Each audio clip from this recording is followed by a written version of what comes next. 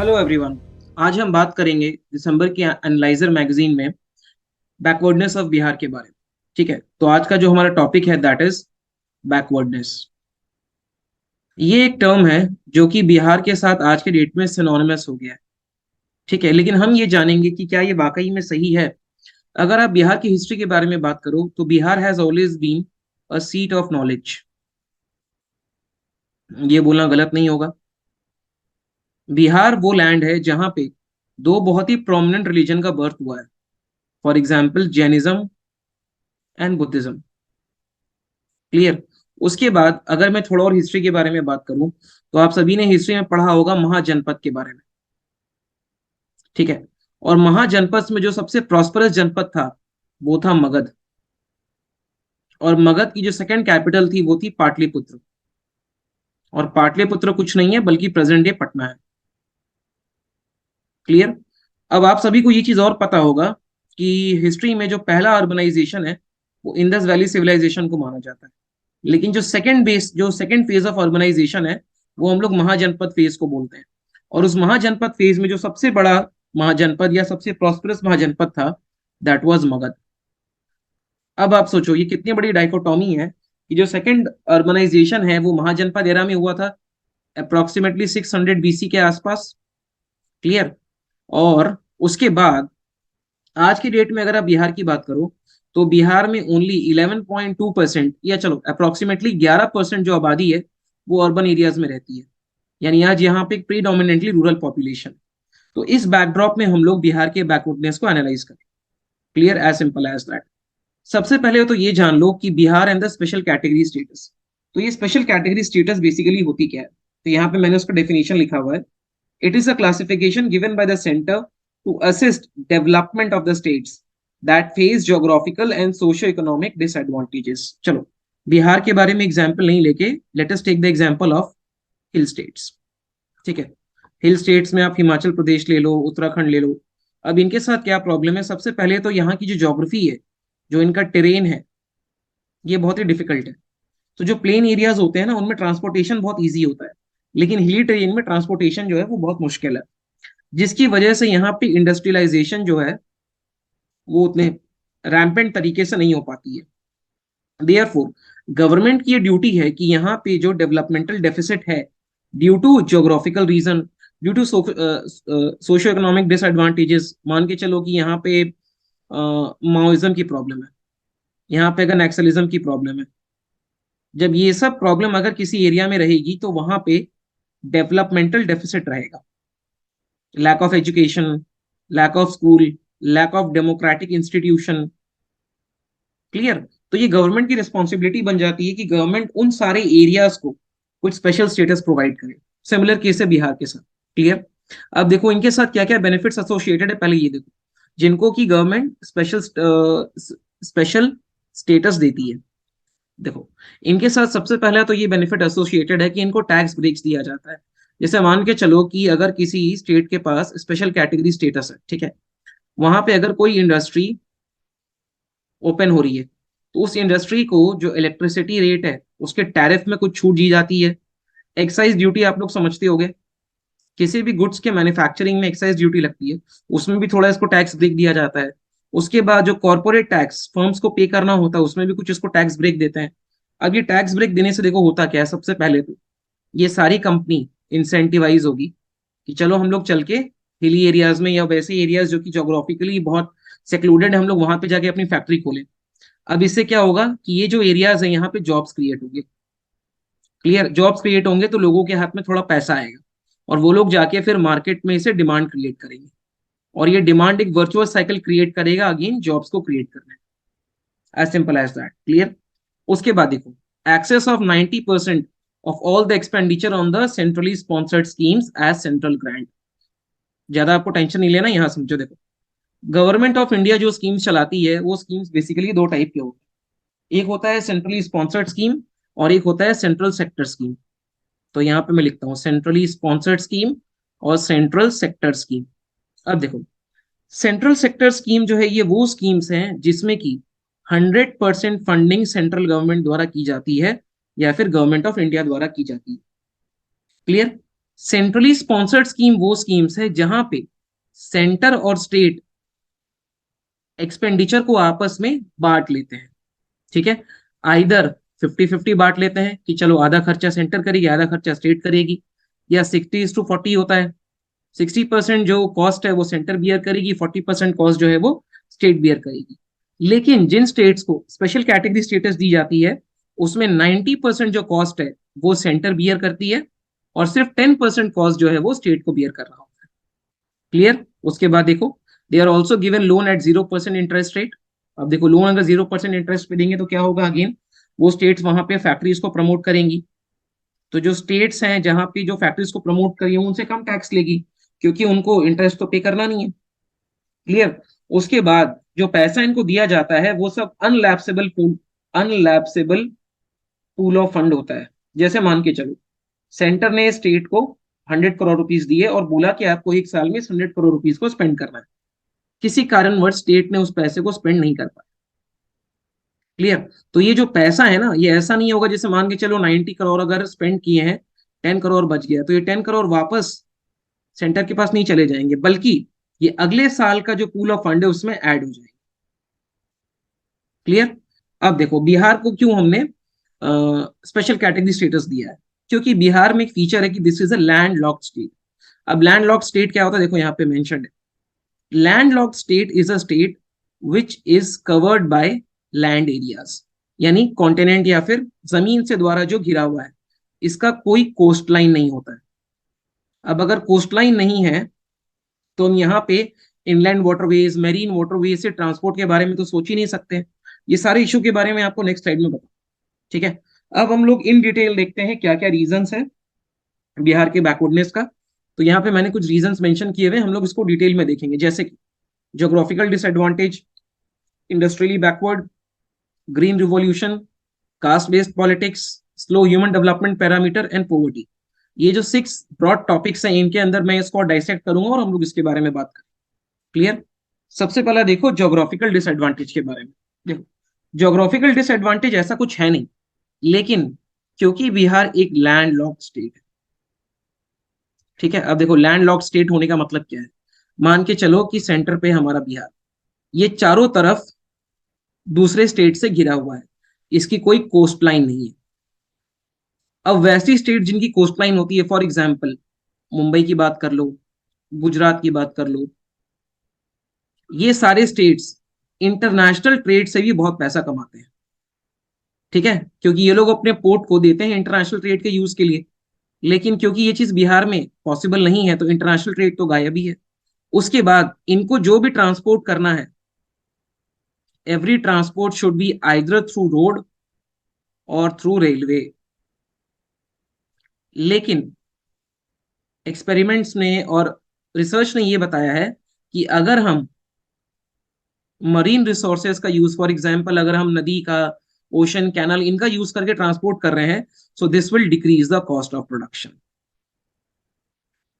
ठीक है, ये कॉस्ट ऑफ प्रोडक्शन को डिक्रीज कर देगा। देखो, कॉस्ट ऑफ प्रोडक्शन बेसिकली क्या है कि जब भी आप कोई भी इनपुट को यूज करोगे कोई गुड्स को बनाने में, और जितना खर्चा आ रहा है वो आपका कॉस्ट ऑफ प्रोडक्शन है। तो अगर आपके रॉ मटेरियल को प्रोक्योर करने में ट्रांसपोर्टेशन कॉस्ट ही बहुत हाई है, तो आपका cost of production ultimately high हो जाएगा ना। इसलिए आप जब अपने गुड को मार्केट में बेचोगे, यू विल पे या you will demand a higher price, जिसके चलते आपका गुड जो है वो मार्केट में अनकॉम्पिटिटिव हो जाएगा। क्लियर? तो ये तो सबसे पहला रीजन है क्योंकि उसका एक लैंड लॉक स्टेटस है। अब ज्योग्राफिकल डिसएडवांटेज में ही मैं यहाँ पे एक और पॉइंट मेंशन करता हूँ जो मैंने अलग से मेंशन नहीं की थी, वो है Bihar is prone to disaster. अब देखो, बिहार में जो डिजास्टर है ना वो किसी एक टाइप का नहीं आता है। Bihar is a state which is prone to both drought and floods, यानी बिहार में सूखा भी पड़ता है और यहाँ बाढ़ भी आती है। तो मान के चलो, इफ दिस इज, ये कुछ बिहार का मैप मान के चलो, ये बिहार का नॉर्दर्न एरिया है और ये बिहार का सदर्न एरिया है। बिहार का जो नॉर्दर्न एरिया है ना, ये बहुत ही फ्लड प्रोन जोन है, और जो सदर्न एरिया है this is a drought prone zone. ठीक है, अब बिहार में जो फ्लड का जो मेन रीजन बताया जाता है, वो बोला जाता है क्योंकि कोसी जो है वो अपने कोर्स को शिफ्ट करती है, due to shifting nature of Kosi course. तो कोसी को हम लोग बहुत बार सौरव बिहार के नाम से भी जानते हैं। जिसकी वजह से यहाँ पे फ्लडिंग की प्रॉब्लम होती है। ये एक डिजास्टर मैनेजमेंट का वीडियो नहीं है, इसलिए मैं बहुत डिटेल में नहीं जा रहा हूँ, लेकिन हम लोग यहाँ पे फ्लड, ये जान लो फ्लड का इशू है। और बिहार का जो सदर्न एरिया है जो कि झारखंड से कनेक्टेड है, यहाँ पे ड्रॉट की प्रॉब्लम है। अब जब ड्रॉट और फ्लड दोनों इशू अगर आ रहे हैं तो अगेन ये एग्रीकल्चर को बहुत हैम्पर करेगा। एग्रीकल्चर को हैम्पर कर रहा है तो food security is a problem. ठीक है, समझ रहे हो? उसके बाद फ्लडिंग से loss of man and money, important infrastructure harm होता है, कम्युनिकेशन नेटवर्क हार्म होता है। देख रहे हो किस तरीके से ज्योग्राफिकल डिसएडवांटेज के चलते Bihar has been relegated to a backward status. Clear? अगले में आप इंडस्ट्रियली वेरी बैकवर्ड। अब देखो इसके इंडस्ट्रियल बैकवर्ड होने का क्या कारण है। सबसे पहला मेजर रीजन अगर आप आज के कॉन्टेक्स्ट में देखो तो ये है सबसे पहले तो कि Bihar has been separated from Jharkhand, separated from Jharkhand. अब क्या था कि झारखंड वाज अ वेरी, जब ये दोनों साथ थे तो झारखंड में we have a lot of minerals. For example we have Jharia mines, जहां पे कोल होता है, एवरेज क्वालिटी कोल। उसके बाद आयरन ओर के लिए भी बहुत ज्यादा रिजर्व है झारखंड में। तो अगेन बिहार जो है वो रिसोर्सेज से डिप्लीट हो गया। उसके बाद अगेन नॉर्दर्न बिहार में फ्लड की प्रॉब्लम है, इसीलिए वहां भी इंडस्ट्रीज नहीं बनते हैं। अगर फ्लड अगर आ गई तो उनका पूरा फैक्ट्री और पूरा एस्टेब्लिशमेंट अपना डिस्ट्रॉय हो जाएगा। अगर आप थोड़ा हिस्ट्री में आओ, ठीक है, तो मैं यहाँ पे 1993 के गवर्नमेंट पॉलिसी की बात करता हूँ, जिसका नाम है फ्रेट इक्वलाइजेशन पॉलिसी। ठीक है, इस पॉलिसी के बारे में ध्यान से समझना। अब देखो ये पॉलिसी बेसिकली था क्या। देखो कोई भी इंडस्ट्री जो होती है ना, कोई भी इंडस्ट्री, वो अपने आप को कोशिश करती है कि या तो रॉ मटेरियल रॉ मटेरियल के सोर्स की जगह पे अपने आप को स्टैब्लिश करे, या फिर जहां पे मार्केट है वहां पे अपने आप को स्टैब्लिश करे। ठीक है, अब आप मान के चलो कि जहां रॉ मटेरियल है वहां हमको स्टैब्लिश करना है। तो when Bihar and Jharkhand way together, इनके पास बहुत ज्यादा मिनरल रिसोर्सेज है। तो अगर उस टाइम पे गवर्नमेंट चाहती तो वो कंपनीज को इंसेंटिवाइज करके बोलती कि आप जाके बिहार में अपनी फैक्ट्री लगाओ। रीजन ये है कि आप रॉ मटेरियल के सोर्स के सामने हो जाओगे, आपके लिए फायदा ही फायदा है। लेकिन हुआ क्या इसके ऑपोजिट में, कि यहां से रॉ मटेरियल मान के चलो ये बिहार है और यहाँ पे महाराष्ट्र है। आपको रॉ मटेरियल यहां से एक्सट्रैक्ट करके यहां तक पहुंचाना है, बीच में कुछ ट्रांसपोर्टेशन कॉस्ट होगा, और ये transportation cost again input cost को बढ़ा देगा, will increase the input cost. So ये डिस इंसेंटिवाइज करेगा प्रोड्यूसर को कि वो महाराष्ट्र में अपनी फैक्ट्री ना डाल के बिहार में अपनी फैक्ट्री डाले। लेकिन गवर्नमेंट ने उस टाइम क्या किया, ये जो ट्रांसपोर्टेशन कॉस्ट है ये हमारे प्रोड्यूसर या मैन्युफैक्चरर को ना बियर करना पड़े, इसलिए इसको गवर्नमेंट ने देना स्टार्ट कर दिया। यानी कि बिहार से महाराष्ट्र तक रॉ मटेरियल को पहुंचाने का जो ट्रांसपोर्टेशन कॉस्ट है, that was given by the government of India, जिससे कि इंडस्ट्रीज के पास कोई इंसेंटिव नहीं रहा कि वो जाके बिहार में अपनी फैक्ट्री डालें, और उन्होंने महाराष्ट्र या गुजरात जहां पे उनको अलग अलग एडवांटेजेस है, क्योंकि देखो यहाँ पे ऑलरेडी एंसिलियरी एंसिलियरी मतलब छोटे छोटे सब यूनिट्स बन गए थे। जैसे अगर कोई भी बहुत बड़ी फैक्ट्री बनती है तो वो कोशिश करती है कि जो उसके पार्ट्स है वो उसको इजीली मिल जाए। तो ऑलरेडी ये सारे के सारे बहुत ही डेवलप्ड रीजन्स थे, इसीलिए अगेन यहाँ पे उन्होंने फैक्ट्री को बनाना स्टार्ट कर दिया। इसकी वजह से भी बिहार हिस्टोरिकली भी बैकवर्ड रहा और अभी भी बैकवर्ड है। कुछ और रीजंस अगर मैं बात करूं, सबसे पहले तो लो लिटरेसी। लो लिटरेसी के चलते स्किल्ड वर्कर मिलना बहुत मुश्किल है। बात समझ रहे हो? स्किल्ड वर्कर मिलना बहुत मुश्किल है यहाँ पे। तो ये सारे रीजंस है, और यहाँ कोई एक आइसोलेटेड रीजन नहीं है, सब एक दूसरे को कॉम्प्लीमेंट करते हैं। Got the point? अगला देखो ग्रीन रिवॉल्यूशन। अब यहाँ मैंने ग्रीन रिवॉल्यूशन क्यों लिखा है, ये एक्चुअली में पॉइंट होना चाहिए लैक ऑफ ग्रीन रिवॉल्यूशन। किस तरीके से समझने की कोशिश करो थोड़ा सा। अगर आपको ग्रीन रिवॉल्यूशन की हिस्ट्री के बारे में पता होगा कि 1960s में गवर्नमेंट ने क्या किया, उनको फूड प्रोडक्शन को बढ़ाना था। फूड प्रोडक्शन को बढ़ाना क्यों था? क्योंकि सबसे पहले तो उस टाइम पे इंडिया ने दो वॉर लड़े थे, 62 में चाइना वॉर, 65 में पाकिस्तान वॉर, जिसके चलते एक तो रैम्पेंट फैमीन आती थी, ड्रॉट की सिचुएशन हमेशा क्रिएट होती थी, इंडिया के रिसोर्सेज डिप्लीट हो रहे थे। PL 480 जो हमको वीट असिस्टेंट यूएसए द्वारा दिया जा रहा था, that was of very bad quality.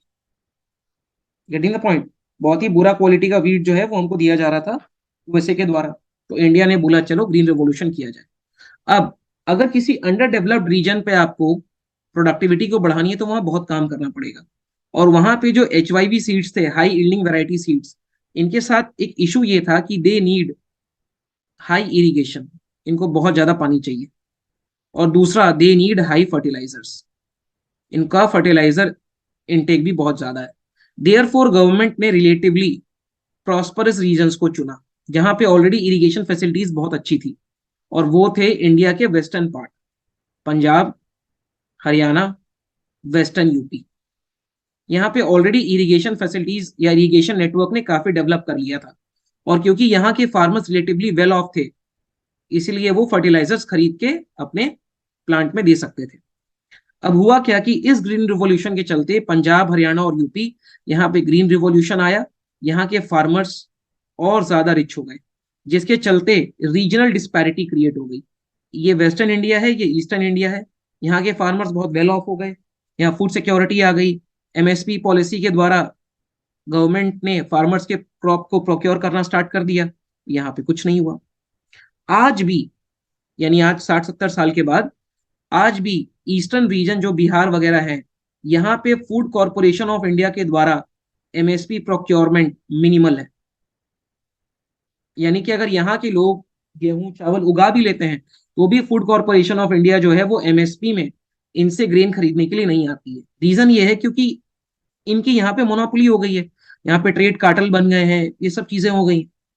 Got the point. अगला पॉइंट देखो, caste based politics. I don't think कि I need to explain this.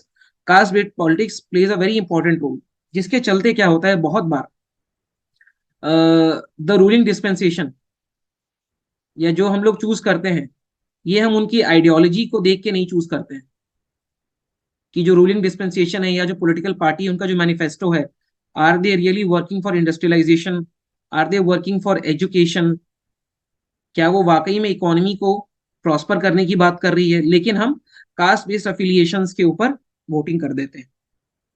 Clear. फिर पोवर्टी देखो, poverty is a rampant issue. आज भी अगर आप बात करो तो बिहार में लोगों की जो पर कैपिटा इनकम है, अगर हम एब्सोल्यूट फिगर्स की बात ना करें, then this is 1/3 of national average. ठीक है। उसके बाद पोवर्टी के चलते यहां से माइग्रेशन की प्रॉब्लम होती है। देखो, माइग्रेशन पर से इज नॉट अ प्रॉब्लम, लेकिन माइग्रेशन से बहुत ही बेनिफिशियल ह्यूमन रिसोर्स भी तो माइग्रेट करता है। तो जो ह्यूमन रिसोर्स को हम यूज कर सकते थे बिहार में प्रोस्पेरिटी फैलाने के लिए, वो जाके किसी और स्टेट में अपने लेबर को सेल करता है।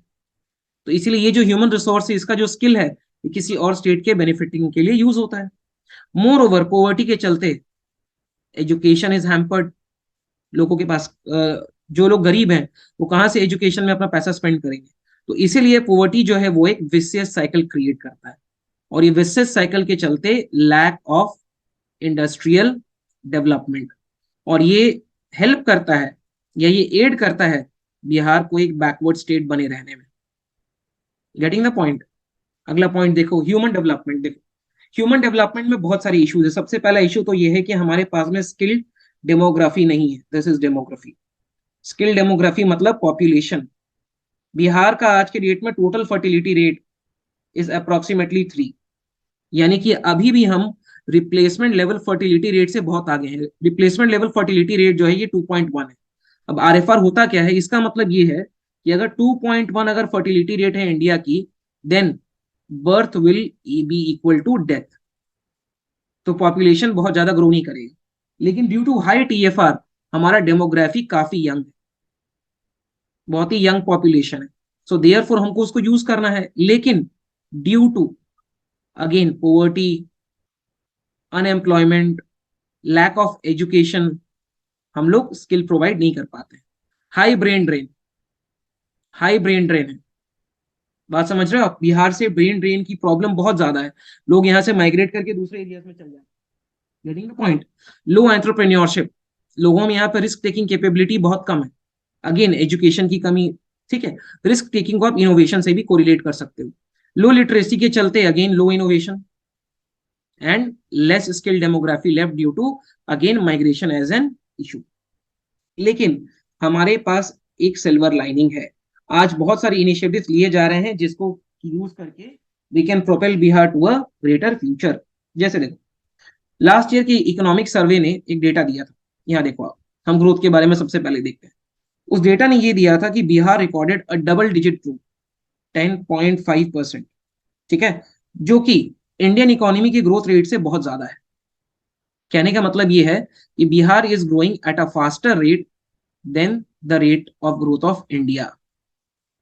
बात समझ रहे हो? इसलिए ये एक बहुत ही ब्यूटीफुल पिक्चर पेंट करता है कि नहीं, अ टाइम में कम जहां पे हम और भी चीजों के बारे में सोच सके। वेयर एज एक और चीज के बारे में ध्यान दो, इंडिया की पॉपुलेशन दो इज वेरी यंग, लेकिन अब धीरे धीरे करके हमारी पॉपुलेशन जो है वो एज हो रही है। क्यों एज हो रही है? क्योंकि हमारा जो टोटल फर्टिलिटी रेट है वो कम हो रहा है। ये सेम इशू चाइना में, तो खैर ये इशू अब बहुत ही अलार्मिंग प्रपोर्शन रीच कर लिया है, लेकिन जापान, यूरोप, ये लोग भी सेम इशू फेस करते हैं। जैसे जैसे टोटल फर्टिलिटी रेट कम होती है, आपकी पॉपुलेशन एज होना स्टार्ट होती है।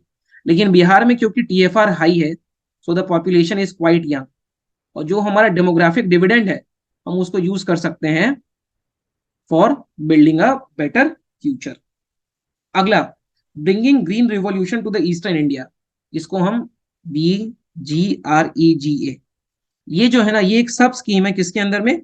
राष्ट्रीय कृषि विकास योजना के अंदर, जहां पे हम ईस्टर्न इंडिया में ग्रीन रिवॉल्यूशन को लाने की बात कर रहे हैं। और इसको हम लोग 7 eastern states, not eastern state नहीं, 7 ईस्टर्न स्टेट्स में अप्लाई करने की बात कर रहे हैं, जिसमें we have Jharkhand, we have Odisha, we have West Bengal. अब यहाँ पे क्या होगा, जो हमने 1960s में वेस्टर्न इंडिया में दोहराया था, ये सेम चीज हम लोग यहाँ पे दोहराएंगे। राइस और वीट के कल्टीवेशन के लिए हम लोग यहाँ पे क्लस्टर बेस्ड अप्रोच को फॉलो करेंगे। ठीक है, यहाँ देखो, ग्रीन रिवॉल्यूशन के साथ एक और छोटा सा पॉइंट यहाँ पे ऐड कर देता हूँ, क्या चीजें हो सकती हैं। देखो, बिहार ने ना यहाँ पे बायोफ्यूल के यूसेज के लिए कड़े कदम उठाए हैं, यानी कि बायोफ्यूल यूज करने के लिए Bihar has taken proactive step. उसके बाद ऑर्गेनिक फार्मिंग में भी Bihar is working in a great deal. बात समझ रहे हो? अगर मैं कुछ कंपोनेंट्स की बात करूं, BREG यानी bringing green revolution to the eastern India में, वही सारी चीजें हैं। हम यहाँ पे बेटर सीड्स प्रोवाइड करेंगे, we will provide training to the farmers, ताकि वो अपने क्रॉप्स की अच्छे से देखभाल कर सकें। पोस्ट हार्वेस्ट मार्केटिंग सपोर्ट, यानी कि हार्वेस्टिंग के बाद marketing support in the form of government e market place, ये सब हम देंगे। ठीक है, सॉइल हेल्थ कार्ड के थ्रू सॉइल मैनेजमेंट में हम हेल्प करेंगे। Getting the point? उसके बाद ग्रोथ इन एंटरप्राइज, एक छोटा सा डेटा ये है कि पिछले 15 सालों के अगर हम डेटा को देखें, तो बिहार में एंटरप्राइज जो है, this is growing at an great population. एक छोटा सा डेटा जो ये है कि बिहार की इकोनॉमिक सर्वे ने बोला है कि secondary and the tertiary sector, they are growing at a very good pace, 8.2 and 8.5%, which again paints a very good picture. उसके बाद में देखो, इंफ्रास्ट्रक्चर, इंफ्रास्ट्रक्चर से क्या क्या चीजें होती हैं? इंफ्रास्ट्रक्चर का इकोनॉमी के में मल्टीप्लायर इफेक्ट है। कैसे? देखो, मान के चलो इंफ्रास्ट्रक्चर में आप रोड बना रहे हो, रोड बनाने के लिए यू विल एम्प्लॉय पीपल, आप लोगों को जॉब दोगे, and this people will again create demand in the market, which will again lead to more employment. उसके बाद इंफ्रास्ट्रक्चर से और भी क्या होता है यहाँ पे? क्राउडिंग इन होता है। क्राउडिंग इन क्या है ये समझो। देखो, मान के चलो कि टाटा को अगर कोई फैक्ट्री लगानी है, ठीक है, उनको अगर फैक्ट्री लगानी है, तो उनको क्या चाहिए कि उनकी फैक्ट्री से लेके मार्केट तक अच्छी सड़क होनी चाहिए। जब उनको दिखेगा अच्छी सड़क है, तो वो यहाँ पे आके इन्वेस्ट करेंगे। इसी को हम कहते हैं crowding in of private sector. Clear? यहाँ पे हम लोग सप्लाई चेन के बारे में बनाने की बात कर रहे हैं। सप्लाई चेन क्या होता है कि जब भी आप कोई भी गुड्स को बनाओ, आपके पास एक सप्लाई चेन होना चाहिए जहां से आप उसको सब जगह फैला सको। और उस गुड्स को बनाने के लिए आपको जो कंपोनेंट्स की आवश्यकता है, ये भी आपको सप्लाई चेन के थ्रू ही मिलता है। क्लियर? लास्ट है हमारे पास विमेन एम्पावरमेंट। किस तरीके से? देखो, सबसे पहले तो एक चीज जान लो कि विमेन जो है, they constitute 50% of the population. तो कोई भी कंट्री या स्टेट ये सोच भी नहीं सकता कि हम अपने आधे पॉपुलेशन को हटा दें और हम बाकियों को आगे बढ़ा दें। क्लियर? अब देखो, एक बहुत ही छोटा सा अपना पैरामीटर है जो है हाउस होल्ड डिसीजंस के बारे में। तो national family and health survey 5 का जो डेटा है, उसने ये दिया है कि बिहार में approximately 86% of the married women, they participate in the house hold decision making, और 76% women they have bank account. तो ये सब एक बहुत ही प्रॉमिसिंग पिक्चर पेंट कर रहा है। अगर विमेन को हाउस होल्ड में डिसीजन मेकिंग अपॉर्चुनिटी दी गई है, अगर उनके पास बैंक अकाउंट है, तो ये उनके फाइनेंशियल इंक्लूजन को दर्शाता है। Clear? So all these things will work together in a very collaborated approach and make Bihar a beautiful city. इसमें अगर आपको अपना कंक्लूड करना पड़े तो देखो, बैकवर्डनेस के बहुत सारे रीजंस हैं। हमारे हिस्टोरिकल रीजंस हैं, जोग्राफिकल रीजंस हैं, इकोनॉमिक रीजंस हैं, कुछ कुछ एनवायरमेंटल रीजंस भी हैं, फ्लड और ड्रॉट वाला जो इशू है, जिसके चलते जो इंटरनेशनल परसेप्शन है वो बहुत ही वीक बनता है। मोर ओवर, अगर आप कंट्री के अंदर ही बात करो, then people they have a very stereotypical, thought of Bihar. So therefore we need to change this perception.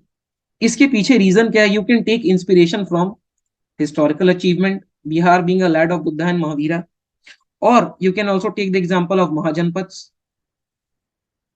ये भी सोच सकते हो। उसके बाद अगर आप बात करो तो एक रिलेटिवली पीसफुल एटमॉस्फेयर रहा है यहाँ पे हमेशा, कोई भी ये मेजर कॉन्फ्लिक्ट में या मेजर वॉर में इस तरीके से इन्वॉल्व नहीं है। कंट्रीब्यूशन इन 1857 का रिवॉल्यूशन। मोर ओवर, आज के डेट में आप लोग सब जिस एग्जाम की प्रिपरेशन कर रहे हो, Bihar is also a land which produces maximum IAS and IPS officer. Therefore, they can work together for the benefit of their home state. Clear? So I hope this is clear to you. We will meet next time with one more topic. Thank you.